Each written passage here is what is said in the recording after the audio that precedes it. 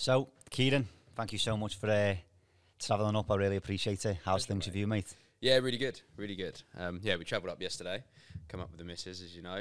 Yeah, it took us a bit longer than expected with delays and whatnot, but yeah, it's good to be here. Yeah, thank you, mate. I didn't realise you were coming up so far, so I appreciate it. It should have taken 3 hours, but it took about 5. Did it? So, yeah. What have you had going on then, Kieren? Like, let's go back to the start and talk me through where you first started. I know you started 2020 time, wasn't it? So, can we go back to there and where it all started? Yeah, so basically started when I came out of university. So went to university at Nottingham, studied geography, so nothing overly professional or academic. Knew that really I didn't want to pursue a career in that. Yeah. I looked at doing like a master's conversion in like building surveying or quantity surveying. I knew I wanted to go down property career in some context, just wasn't quite sure of the direction. I guess there's a lot of people coming out of uni at that type of age. And then I was toying with the idea, do I want to go down a corporate route or not? At the time, I'd been given a copy of Samuel Leeds' book, Buy Low, Rent High, by a friend at uni. Yeah. And to be honest, that's what actually set me off in terms of understanding property in a little bit more sort of context, what's possible, rent to rent, deal sourcing, like making money. I didn't have a pot to piss in, basically. So it wasn't like I was going to go out and start buying houses because I didn't have any money. So I was like, how can I be creative? What are the strategies can I do? It's basically how I got into it, as a lot of people do. You come across Samuel Leeds and you soak up that sort of content and go from there. So I got a job in an estate agency because I needed income, firstly. Started off in lettings, as a lot of people probably do as well. Gives you a good grounding, good foundation, how to speak with people, engage with people, sales, whatnot. Alongside, basically, got a mentor in rent-to-rent, deal sourcing, started sourcing deals to investors, keeping a couple for myself. So I had a few rent-to-rent units, which I was managing around sort of West London area, Uxbridge, Hillingdon, proper dump. But yeah, picking up like crap student properties, toshing them out, basically doing it myself, and then sticking professionals in them. Yeah, not really professionals, but we'll call them professionals. So yeah, manage my own rent units, sourcing deals onto investors, predominantly rent to HMO rather than serviced accommodation. I sold a few SA deals, but wasn't really my bag. Yeah, I guess whole while sort of building my knowledge and property in general and investing and sort of working out direction of where I wanted to go. Alongside doing well, like in the estate agency, I moved from lettings into sales after 6 months. Still as like a salary-based role plus a bit of commission. And then probably less than 6 months after that, they asked me, do you want to go into like a commission-only role? Because the main sales guy there from South Africa, he was doing like a commission-only model. So like you're under the brand and the company logo, if you like, but you build the relationships. It's all your work in terms of meeting clients, getting listings, getting the instructions, selling it, finding the buyers, getting it through conveyancing and completing on the deal, which is where I really sort of found my drive and my desire. It's commission only at the end of the day, so if they make any money, I didn't make any money. when we were speaking about it, because we were speaking about it just before, obviously off camera, it's like running your own. It is running your own business without expenses, really, isn't it? It is. Yeah, you're looked after by the business, and you're operating under their logo and their brand. Yeah. But in terms of like the graft and the work, and it's all off of your own back. Yeah. Yeah. If you don't graft, you're not going to get paid at the end of the day, which is why the model works. You got to be the right person, I think. And I know. And if it's not the right fit, it's just not the right fit. It's not going to work. But if you're somebody who's probably got a bit of drive in him and wants to do well, it works because you're incentivized by the commission at the end of the day. So I think that in estate agents anyway, but more so for that type of role. So at that point then, had you graduated from uni, or did you just leave? I graduated during COVID. Yeah. So I like finished uni. It was like my dissertation hand-in was like 29th of March or something, which was literally when like the first lockdown. Like they shut everything down. Yeah. And like we had like a lot of international students as well, because we had campuses from my uni had campuses in China and Malaysia. So there was a lot of talk about it because of like where coronavirus had basically come from, supposedly. So yeah, finished my dissertation during COVID. I didn't actually graduate until like 2 years later, properly. yeah. And then from there, you go into the estate agents, get the job there. Got a job there. And then you're doing the rent-to-rent stuff whilst in the agents. Yeah. Did the agents know about it? A little bit on the side, because I'd had conversations with the director about like direction of where I wanted to go, and she knew that I was doing some bits on the side. But at that point, especially as I got slightly further in, a couple of years in, I was self-employed anyway. So as much as obviously she wanted me to be full force in the agency in terms of like the sales side, you're self-employed at the end of the day. Yeah. So there's an argument that you can run a few bits on the side if you want. Which ended up working really well, because it gave me the capacity to grow one thing alongside my sort of main source of income until it could sort of phase one out and take over. Well, that's that again. Before, when we were off camera, we were talking about, like, I said if you can afford the estate agent's wage, because it is pretty crap, it's worth doing. What are your thoughts on it? Do you think did it instill anything in you? Do you think it's worth doing? 100%. Aside from the salary, I always say, whenever anybody asks me, how'd you get started? What did you do? What's your background? The agency just gave me a fantastic foundation in everything that I do now and employ and deal with day to day, speaking with people, dealing with vendors, dealing with buyers, dealing with investors, speaking to other estate agents, which is funny because now I'm on the other side of the table. All of what I did in agency has fed into what I do today. And I'd like to think that I have a bit of a leg up with agents and knowing how they operate. Yeah, definitely. I agree with that. The tricks of the trade. Yeah. I'd like to think that I'm always one step ahead. Yeah. Most of the time. Yeah, I agree. I think you do because you realise how they work and stuff, and what obviously motivates them. 100%. And it's quite funny, isn't it, when you think about it? But it is. But and then you obviously started doing the rent-to-rent stuff. Yeah. And you spent a fair old bit on training, didn't you? To be fair to you, was that worth it? Do you think, looking back, or? Yeah. So the rent-to-rent training that I paid for, I think, was about three and a half grand. Yeah. Which I did actually have that money at the time. Like, I didn't borrow it out of anybody. That was money out of my own pocket that I sort of invested. And then I'd spent some other money on, like, sort of personal branding in terms of, like, basically how to grow a brand online, attract people to work with you rather than you having to go around chasing people like a headless chicken. So yeah, I've committed to investing in myself, which has definitely helped in a relatively short space of time, sort of 3.5 years. What I've been doing, it's made a massive difference in terms of being able to get where I am. I guess my main investment was more in what I do now in terms of like the HMO conversions. Yeah. Because I paid like one-to-one mentorship, like 15 grand for 12 months, basically, just more or less one-on-one, understanding the model in full. That was where my biggest sort of investments come from into me, which ultimately is it's the best investment we could have made.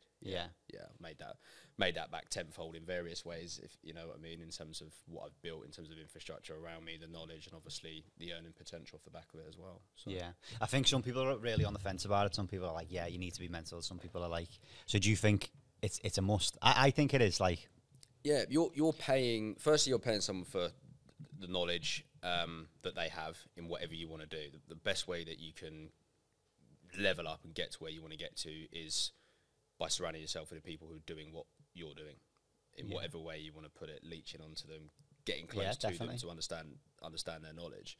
For me is the best way to get into the rooms where you want to be. But you're also paying for the experience that person's gone through over 5, 10, 15, 25 years of their career in property, whatever they've done outside of property. You're paying for the knowledge of the experience that they've gone through and the mistakes that they've also made, rather than you have to go through them yourself. They're going to take you through that, obviously give you life lessons, which they've probably paid X amount to have that experience as well. So, yeah, for me, it's a no-brainer. Yeah. I appreciate it's hard sometimes to get hold of cash to commit to things like that. Yeah. And even if you have it, it's scary to part with it, isn't it? It is. The 15 grand that I spent, the mentorship one-to-one, I had half of it, and the other half I borrowed off my granddad, which I paid him back, like £500 a month. Did you tell him what it was for? Yeah, I did. Yeah, I did tell him what it was for, and he's like old school guy. He loves what I do. He's got a lot of interest in what I do, but I think he was a bit sceptical, as I think an older generation would be. Like, you don't really know this guy. Yeah. You've just met him. Yeah. All right, it seems fantastic on the face of it. You're going to chuck him 15 grand. Like, what if he swans off tomorrow? Yeah. And yeah, it all works out. It's all That's good, great. yeah. But you do hear horror stories, like stuff like that does happen. 100%. But yeah. So at what point then was it where you thought, not sort of outgrowing the estate agency, but like, yeah, outgrow, you know, where you thought... Yeah, the turning point for me, I'm always looking to progress and move to the next level. Yeah. And where I was at in the estate agency, I was selling nice houses, nice apartments, nice freehold units as well. But I wanted to progress to like the next bracket. And I sold a few houses like north of £1 million, just by chance of like helping out. Like someone was maybe selling something through me and then going on to buy something else. Yeah. And I had some involvement in a transaction because of that, but I wanted to be selling like all of the stock. I wanted to be selling north of £1 million. Yeah. And there was an opportunity that came up in the agency, and the director at the time, she was interviewing for the role, and I was like, just give it to me. Just trust me, like, I can do it. Like, you've seen what I've done in the last 18 months, 2 years, just like, let me do it. And I appreciate it was a big ask I was like 21 at the time, 22 at the time, asking to have control of that proportion of the stock in the agency. The South African guy that I mentioned, he was like selling everything north of £2 million. But she didn't let me. She didn't give me the opportunity, and that was the turning point for me. I was like, if you're not going to give me for me, like where I want to go on to, I probably need to look elsewhere. And that's basically what I did. I just took what I was doing and basically put full focus into that and stepped away from... Maybe a bit of a blessing then, wasn't it, really? I think it was. I do think it should have given me that opportunity. Where would the path have gone from there? Yeah. In terms of how much more time would I have spent there? You know, I probably would have been comfortable sitting on that for maybe another 12, 18 months before I'd have looked to go, right, where's the next step? Yeah, yeah. And things could have played out very differently. That's it. Sometimes definitely, and a closed door usually means like an open one, which obviously was for you. But in that estate agency, if you're selling like £1 million house, how much are you sort of getting? Typical commission for the estate agency is 1.25%, which is quite premium. Yeah, that's good. On some of the bigger stock, like north of £2 million, like charge like 1.5%. That's mad. Which is big money. Yeah. And in terms of my commission as the agent operating under the umbrella, I was earning 25% of what the estate agency was earning. I see. Whereas if you're a traditional agent on a 25k base salary, you might earn, I don't know, between 3 and 7%, say, of the total commission. 7 if you're very, very lucky, and maybe you've been in there for 20 years and built that commission base up. But few of them north of £1 million ones, though, a month, you're all right, aren't you? That's basically what it is building yourself a pipeline. At the start, of course, it's hard because you haven't really got anything coming in. I was fortunate that I transitioned from the normal sales role, so I still had income coming in and commission from those ones that were completing to sort of get me by before I sort of built up a pipeline to start seeing them roll in. So then you started doing obviously all the rent-to-rent stuff, and then you obviously moved on to actually buying and managing and all that kind of stuff. Yeah. Where was the turning point for that? So the rent-to-rent was obviously a big stepping stone. Just understanding HMOs in general, like the model from end to end, i.e. is me as like a cash flow business operating the rent-to-rent model, but then obviously looking at it from the landlord's perspective. They own the asset, they're getting paid a fixed income each month for doing nothing. Really, they're the one who is benefit long term because they're getting paid income each month for doing nothing, and obviously they've got the capital appreciation. And for me, I think I've always been quite strong-minded in the back of my head that cash is king, right? But obviously assets are the main baseline, what you want to have to build any sort of form of wealth and success that is not just instant but generational. So I always had that in the back of my mind that got to start acquiring assets. Cash flow business is great, but really you need to feed a cash flow business into acquiring assets. Yeah, definitely. To accumulate any sort of form of wealth. So again, as I said earlier, I didn't have a pot to piss in. So I was like, the houses that I'd want to be buying are 350 grand. Yeah, yeah. And then obviously like refurbs that we do anywhere between 180 grand and 260 grand. So you're talking like north of £500,000 investment if you were doing it all in cash, of course. So I was like, how can I understand this model and business model and get involved in it in a way that perhaps it's not necessarily me buying the assets and investing initially, but I'm helping other people to do it, which is where I've sort of built out the service-based arrangement. The mentor that I had at the time, he was obviously doing it as a service for investors, which is sort of what put me on to, this is something that you can do and people will pay you well for it. Yeah, so predominantly what I've done since the last sort of 2.5, 3 years is doing it as a service for other investors. Yeah. So they'll come to me, they want to build a portfolio, I find the property, I source it, help them acquire it. If they need finance, help them with the finance, like basically putting them into my access to my power team. Yeah. Designing it, getting the planning on it. Obviously everything we do from a conversion perspective is predominantly in Article 4. Yeah. So either converting C3 to sui generis, 7-bed plus, or picking up like existing rundown 4-bed HMOs, student HMOs, and then converting them to 7 or 8 beds. Yeah. And really doing that as a portfolio building service for sort of private clients who are just looking to build their own portfolios. And obviously that has given me access to understanding the model more from an investor's perspective, thinking more long term, like how can I start to acquire these units, how can I start to raise capital, work with investors to acquire my own units. And that's really where I'm at the minute, is the focus on that. You know, I probably made a lot of investors a lot of money. Yeah. And yeah, while cash flow is great, as I said, you still got that in your mind. About back of my mind, it's acquiring your own assets, and that's what I've got a real focus on now. Yeah. Predominant focus on that is how can I start scaling and acquiring more of my own assets. Definitely. Did you acquire any of the ones from the rent to rent at all? Nah. No. You know, there's so many stories about that. Yeah. I spoke at Property and Poppadoms. Oh, yeah. Yeah, so I spoke at a couple of those, and I was one of the guys there that was hosting the Southampton one, a guy called Matt.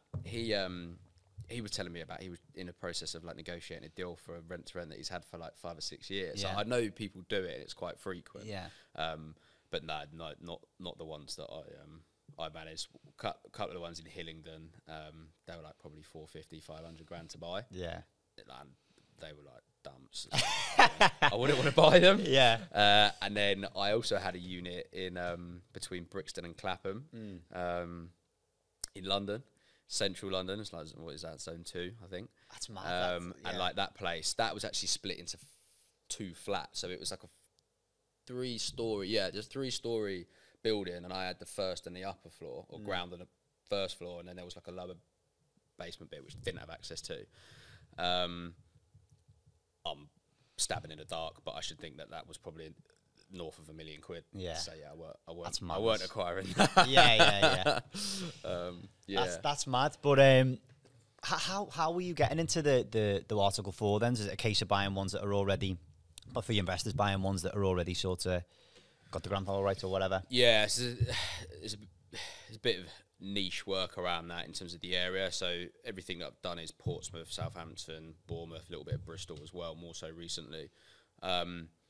Portsmouth, there's no issues with going from C3 to sui gen, like straight from one to the next, not going C4 first and then going on to sui gen. Although their planning policy is very strict in terms of like minimum room sizes is 10 square meters, whereas like the national minimum is 6.51, but they enforce 10 square meters. Aspects like that, they're very strict on no more than 10% in a 50 meter radius in terms of circumference for like saturation. But yeah, providing that you meet their main criteria, they don't have a problem with you going C3 to sui gen, whereas other areas, like, you just won't, they're so anti, you just won't get, they'll just push you back from C3 to C4. So in that case, you've basically got to buy existing stock. Yeah. So what I'm doing in Southampton at the minute as part of this big student portfolio build, which we touched on earlier, everything that we're buying there is in a place called the Polygon. And that is literally just rows and rows and rows of student houses. There might be like 100 houses on a road, and there might be 3 or 4 family homes on that road, which is nuts. So yeah, everything that we acquire there is existing student stock. Either it's already got a certificate of lawful use, or it's got grandfather rights, and we have to go through that process, which is a bit of a ball ache in terms of like applying for a certificate of lawful use with ASTs and historic tenancies. To get that, it's a bit of a ball ache, but at the end of the day, property, in my opinion, you know, bricks and mortar value of the houses that we're buying is 300 grand. If that's got actual C4 use, you're paying 350 all day long. Yeah, so you're paying a premium for that. Yeah, 100%. That's mad. And how were you sourcing these then? Is it a case of HMO register, all that kind of stuff? A mixture. Got some good relationships with agents, just purely because of like the volume of houses that were bought through them. I just agreed to buy one with a JV partner down in Southsea in Portsmouth. off market, about 70k below market value. Wow. Which, like, respectfully, that area, like, they don't really need to sell below market value unless it's like absolute dumb, purely because like the demand's there all day long. But this agent, this is like the 6th or 7th house that I bought through him. Bought like 4 houses on the same road from him, plus another couple on another road. And then they're in like sort of the middle of Portsmouth, whereas the one that we agreed to buy is down in like Southsea, which is like prime sort of student location. It's right down by the seafront. It's as good as it gets in terms of location, and that's purely through relationships of him bringing it to me. What do you think the difference is then in terms of like going from like, have you've done your smaller ones, you maybe 4 or 5 bed, to your sui generis? What is it a big difference? I've never done any of them. Yeah, so I guess I kind of skipped that middle part of smaller ones. Did you? Yeah. In terms of like when I was being mentored on the model, all those guys did was big units, was 7s. Yeah. Since then, I've done a couple of 6s, and then gone on to do quite a few 8s as well. Yeah. Like the properties we buy are all they're just your classic Victorian style properties, sort of like that big L shape, 2 reception rooms downstairs, 3 big rooms on the middle floor, and then a big loft space which you convert and put 2 up in there. They're all prime for that, but I guess I skipped that middle stage, and that's all I've ever known in terms of like big HMOs, which is what I guess built a brand and a sort of business around, is specialising in large HMOs, 7s and 8 beds, predominantly in Article 4 areas. Yeah. It's a nice little place to be, isn't it? Nice little niche to be. It is. It has become more popular. Obviously, we spoke about a few people that you're doing podcasts with later on, and obviously they're doing it in different areas. And there's a lot of knowledge, a lot of value online, a lot of YouTube. People share a lot of content on it. Yeah. If you want to understand about the model, like there's information out there that you can find it, and there's people doing it up and down the country in all different areas. Same sort of concept, but I appreciate from area to area it's slightly different. I think it's just even the name sui generis just scares people. I think I think it does. And without having that knowledge, sui generis, use class, and Article 4 send people running the other way.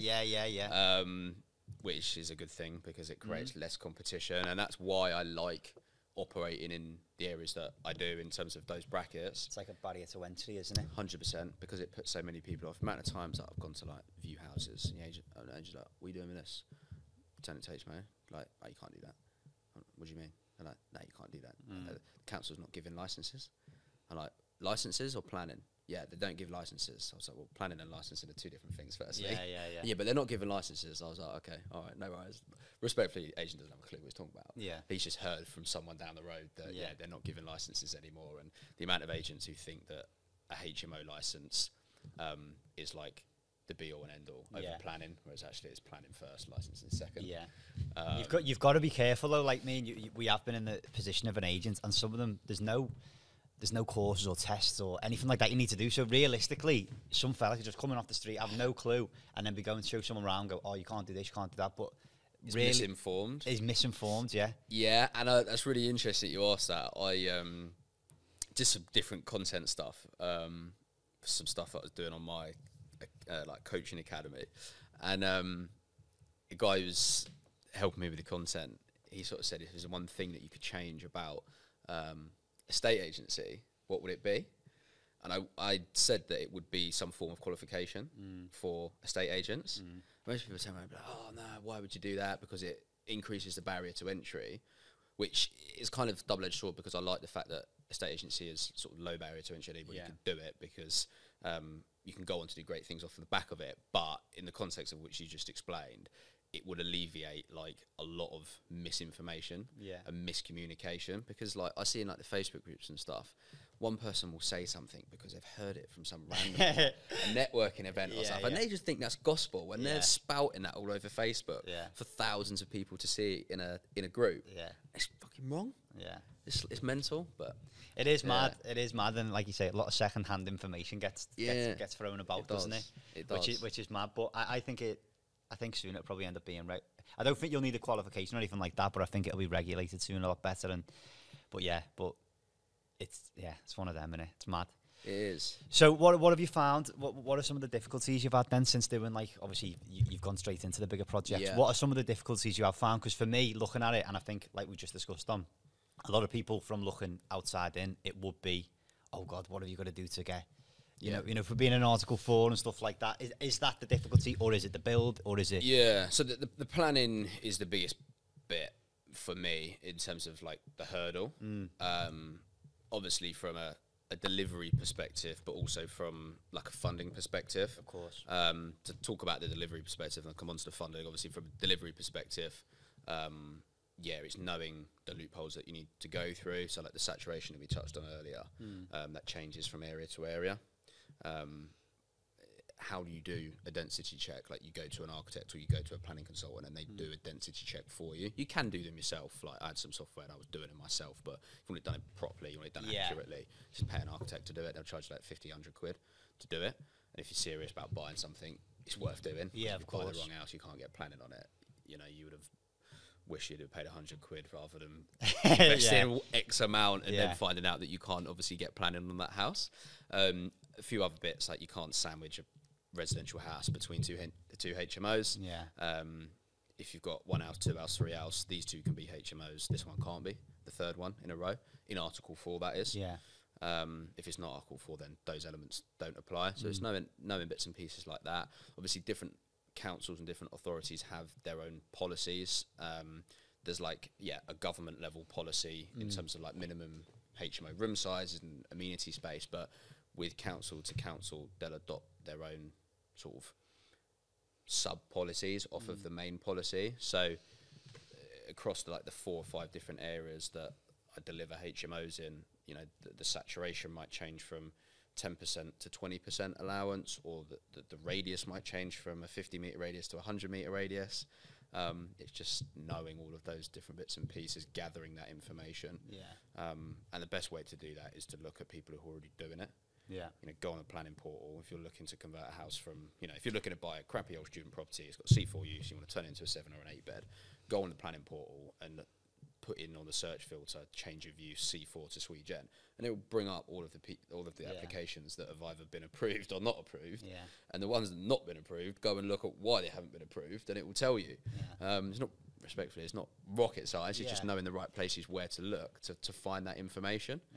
And that'll give you a pretty good indication of whether or not what you're trying to do is going to be feasible or not.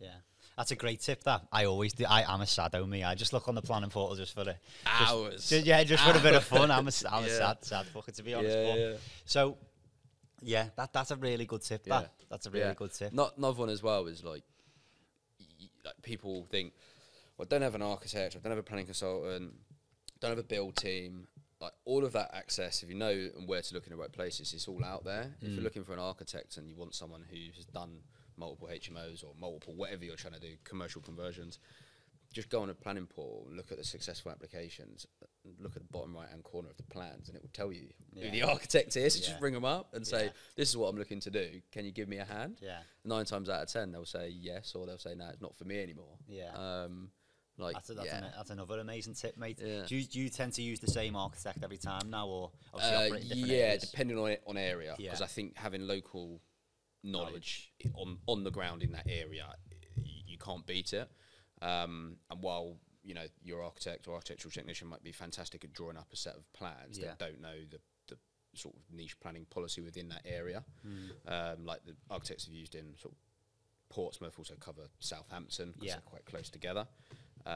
Whereas slightly further south, down towards Bournemouth, you use a different architect there, and then use a different architect in Bristol, planning and a planning consultant there. Whereas in Portsmouth, Southampton, we just use the architect who does the whole process for us. Touched on Exeter as well. We'll have a new architect, a new planning consultant down there. So, having the right people in the right areas, depending on where you're operating, obviously is massively beneficial. What is the reason for, because obviously you're in a few, I don't know the locations very well. What is the reason for branching out? Is there a reason for that? Is it? A few reasons. From traditionally what I have done as a service base for investors, it's having sort of different product. I say different product. It's more from a saturation perspective of not pumping HMOs into one area.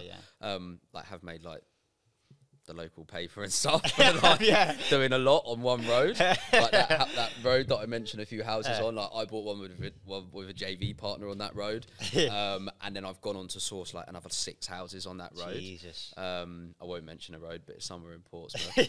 And yeah, like it got into the local paper and at planning committee. We've mentioned at planning committee, developers doing all this on the road. So it's trying to, obviously, from an investor's perspective, you know, you're offering this as a service for clients. It's not about just converting that house, getting planning permission. That is an investment for 15, 20, 25 years' time. And you want to know that that house is going to remain tenanted and cash flowing. So it's from that perspective in terms of sort of protecting the wider geography of the area and not smashing it to pieces so that it's oversaturated. And also like the different areas offer something slightly different just in terms of like numbers and return. And I think it's having access to different opportunities in different areas. Because if you're dried up in one area and you're not operating in another area, like you got no stock basically. And I think it's just come with sort of growing the knowledge base and the infrastructure down on that sort of south coast area where we operate, just branching into different areas. Definitely. So it's always been, if you're doing them bigger ones, it's always been the aim to do the commercial valuations. Is that right? Yeah, 100%. And that's another we touched on earlier in terms of why you sort of maybe skip the middle part, and it's because really the strategy is focused on commercial valuations. You know, forcing up that value, adding 4 or 5 bedrooms to that property, 3 or 4 if it's an existing HMO, and then getting a commercial valuation at the back end, having forced that rent up, and obviously increase rents from £100 a week to £200 a week sort of thing. From adding an ensuite and having a beautiful communal space. I know you said you haven't done many of the smaller ones, but what is the lowest you've done? Six. Have you had the commercial on that? Yes. Commercial val? Yeah, commercial valuation. So it's non-Article 4, and it's a 6-bed, so it's C4 use class. But what commercial? Yes, your pool of commercial lenders will be sort of reduced in terms of who wants to lend on that. But what they look for, the phrase that they use, according to the broker, is ensuring that the property's been over-adapted. So like we've ripped it back to brick, we've dropped floors, we've put in 5 stills, we've put en suites in every bedroom. No way is that house being turned back to a family home. And that's the point of no return of which they look for in terms of it being over-adapted for them to be able to lend on it commercially. I've heard that, because I was looking at one and it was a 6-bed, and I was thinking, do I really want to get into it if I can't get a commercial val out of it? And I knew that, to be honest, but it's interesting. Have you ever had a time where you've had maybe, you know, it was planned to be like a 10-bed and then all of a sudden it's gone down to like maybe a 9 or 8? Or just a really good point. So that property that I'm referencing there that we did outside of Article 4 started off as life as an 8-bed and tailored back to a 6 because we were doing a 6-metre 6-metre single-storey rear extension across the full width of the back of the house.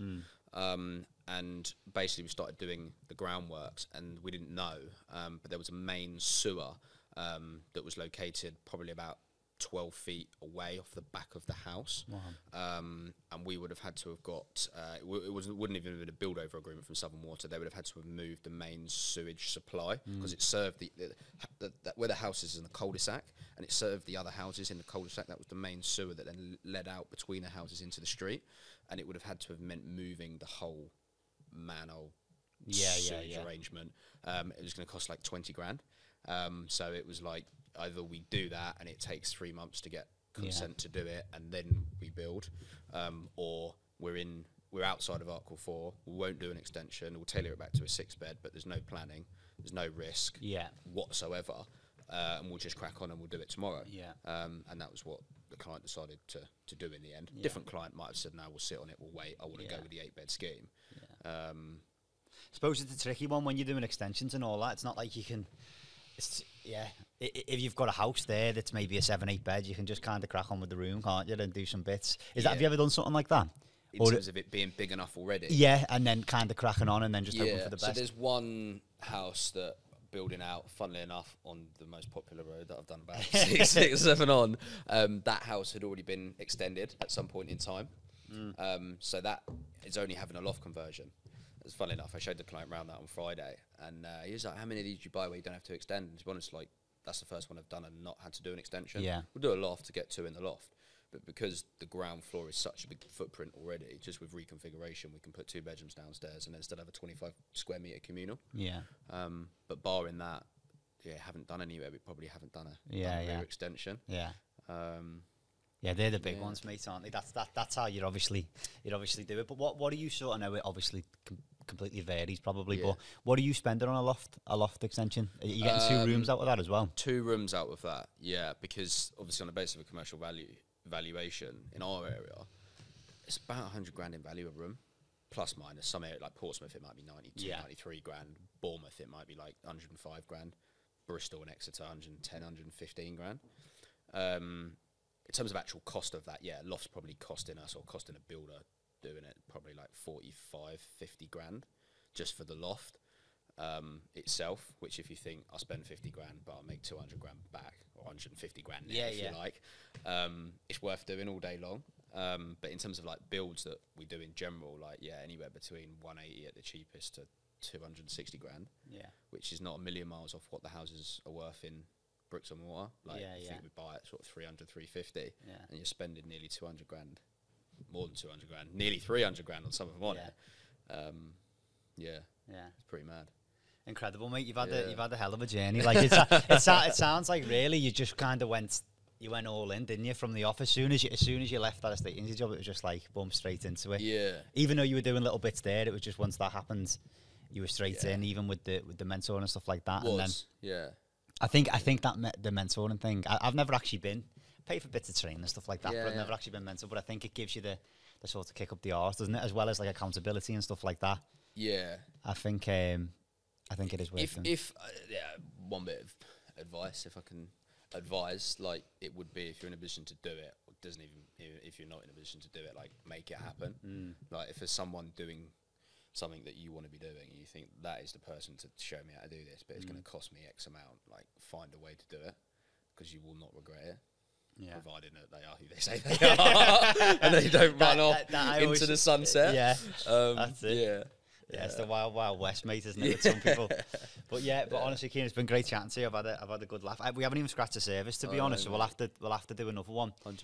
But if anyone's looking to connect or invest or any of that good stuff, where's the best place to find you, mate? Yeah, so I'm on Facebook and Instagram. Kieren Goldie Property on Instagram, just my name. On Facebook, I share a lot of content on Facebook. I'm in a lot of the Facebook groups. YouTube channel, Kieren Goldie, more so recently. Dropped my first video last week, but I'm documenting every other week now, basically, as part of this large student portfolio build that we're doing. Main social platforms are there if you want to. Let's go into that quickly, just the last little bit. Let's go into that. Tell me a little bit about that. In terms of the student portfolio stuff. So we've touched on Southampton, we've touched on Exeter. About 9 months ago. Definitely. Well, thank you for coming on, mate. I appreciate it. Pleasure, mate. All the best, all right. Thank you very much. No problem. Cheers. Thank you very much. Yeah. Mate, that was great. That was awesome. Do you know what? I didn't even get through half of that, you know. Yeah. It's because we were just chatting, and it's just like, I preferred it like that, though. Yeah. It flowed nice, didn't it? Way more casual. Yeah, mate, the flow was fantastic, I thought. I thought it was just... that's it, but then it was